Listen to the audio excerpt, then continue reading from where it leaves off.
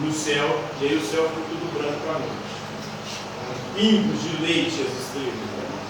Nessa mitologia aqui, que é uma mitologia africana, que é uma crença primitiva africana, é diferente. São cinzas. As cinzas, quando elas ficam brancas, né? Minha mãe me contou que uma menina da raça primordial, dos primeiros seres humanos, enfiou a mão na cinza de madeira, cinza já branca, e jogou no céu, dando origem à Via Láctea, ou seja, as estrelas. Então as estrelas são respingos, não pingos de água, mas respingos aí de cinza de madeira. Então fenômenos naturais como eclipses, possivelmente jamais presenciados por membros do povo Xamsã, podem ser explicados aí por meio dos contos transmitidos em sua rica tradição oral. Ou seja, aconteciam fenômenos como os eclipses, se buscavam explicar como. Não tinha explicação científica. Você sabia que era a Lua passando na frente do Sol, ou algum outro planeta tampando o Sol. Então a explicação que eles davam era a ação de alguma entidade, de algum ser sobrenatural, de algum ser espiritual. Muito tempo atrás, os babuínos eram pequenos homenzinhos como nós, só que mais malvados e briguentos. Olha aí. Dentro da mitologia, das crenças primitivas desses povos, eles acreditavam que os animais tinham características humanas. E em algum momento eles perderam essa característica ou inteligência.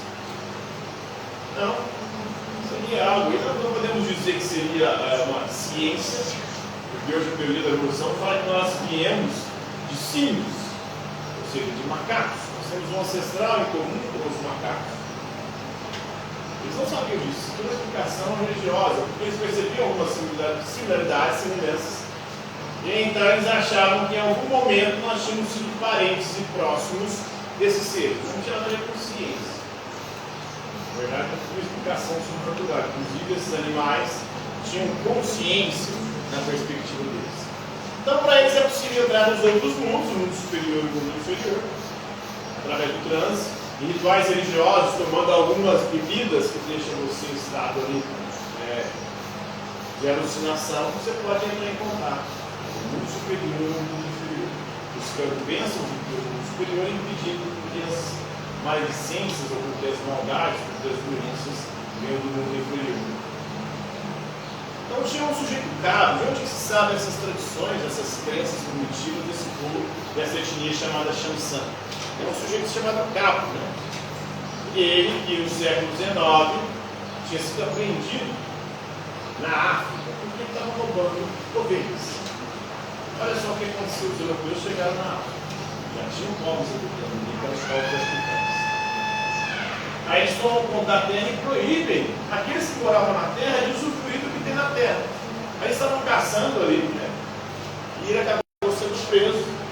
E na prisão, um sujeito que estava estudando a cultura do Xamsã foi ele tentar aprender o idioma deles e coletou algumas histórias da mitologia e das crenças primitivas desse povo. Então, relacionar atributos humanos a animais, por exemplo, a curiosidade do suricata que é outro animal, outro macaco, né, outro símio aí, é a base dos primeiros mitos em torno dos quais se desenvolvem histórias como o mundo acabou se tornando o que é. São um pouquinho essas crenças primitivas, especialmente dessa etnia Xamsã, talvez seja uma das formas de crenças mais antigas de se ter registro, muito antes do nascimento de qualquer outra grande religião, pelos seres humanos. Beleza? Por hoje é isso aí, galera.